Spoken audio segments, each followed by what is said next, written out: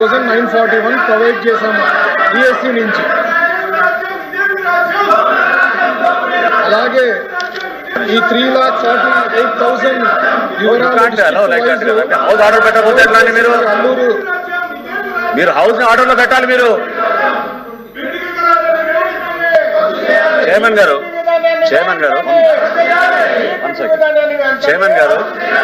సభని ఆర్డర్ పెట్టే ప్రయత్నం మీరు చేస్తున్నప్పుడు సభ్యులు చాలా ఖచ్చితంగా నియమ నిబంధనల ప్రకారం మనం ఏ విధంగా పనిచేసుకుంటామో తెలియాలి అధ్యక్ష.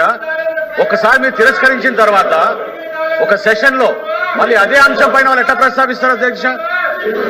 రూల్ 64 చూడమనండి, మీరు. పాయింట్ ఆఫ్ ఆర్డర్ అధ్యక్ష, అది కరెక్ట్ కాదు కదా. Point of order rule number 64 చూడండి మీరు. చాలా క్లియర్ గా you cannot repeat a motion. ఇవ్వండి రూల్ నెంబర్ 64.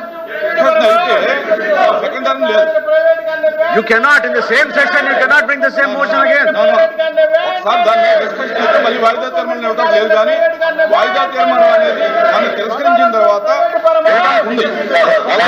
చైర్మన్ గారు వాయిదా తీర్మానం ఒక్కసారి మీరు తిరస్కరించిన తర్వాత ఇంకోసారి రాకూడదు సెషన్ లో ఆ అంశం పైన వారెట్లా అండి.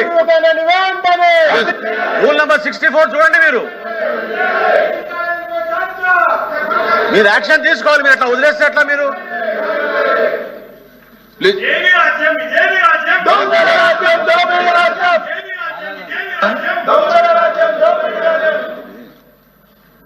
గౌరవ మంత్రి గారు మనోహర్ గారు కూడా ఇంతకుముందు కూర్చోండి.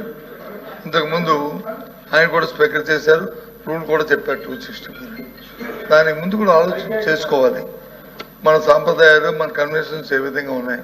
బీఎస్సీలో నిర్ణయం తీసుకున్న తర్వాత బీఎస్సీని దాన్ని డివైడ్ అయ్యి దాని నుంచి బిజినెస్ తేకుండా కూర్చోమ్మా నీకు ఇస్తారు తర్వాత తేకుండా మరి ఏ విధంగా వాళ్ళు అయ్యారని అధ్యక్ష, దానికి రూల్ లేదా మన రూల్ బుక్లో చెప్పంటారా?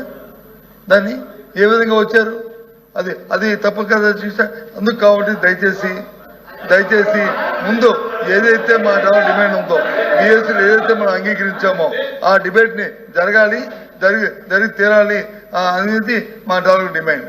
ఎందుకంటే ప్రజల సమస్య ఇది ప్రజల సమస్య. ఇది ఒకరికో రాజకీయమైన సమస్య కాదు. కోట్లాది మంది ప్రజలకి ఇస్తున్న ప్రజా ఆరోగ్యానికి సంబంధించిన సమస్య. వాళ్ళందరూ అంతే బాధపడుతున్నారో ఈ సమస్య. కాబట్టి జరగాలి, డిబేట్ జరగాలి. మీరు తీసుకున్న నిర్ణయం ప్రజా వ్యతిరేకంగా రద్దవ్వాలి. అప్పుడే ముందుకెళ్తాం. అంతేగాని మాకు ఇంకో దురుద్దేశం లేదు. చైర్మన్ గారు అధ్యక్ష మెడికల్ కాలేజెస్ ఇష్యూ మీద షార్ట్ డిస్కషన్ ఒప్పుకోవడం జరిగింది. బిజినెస్ అడ్వైజరీ కమిటీలో కూడా ఓకే చేశాము. కానీ group A, group B ministers ఉండటం వల్ల కొద్ది క్లాష్ వచ్చింది. దాని గురించి ఈరోజు కన్ఫర్మ్ చేస్తామని కూడా ఆ రోజు చెప్పాము. ఈ లోపు మీరు బీఎస్సీ మీటింగ్ పెట్టారు. ఆ మాత్రం కూడా మీరు ఆలోచించకుండా ఈ రకంగా సభని సజావుగా నడవకుండా చేయడం ఏంటి? రాజేంద్ర ప్రసాద్ గారు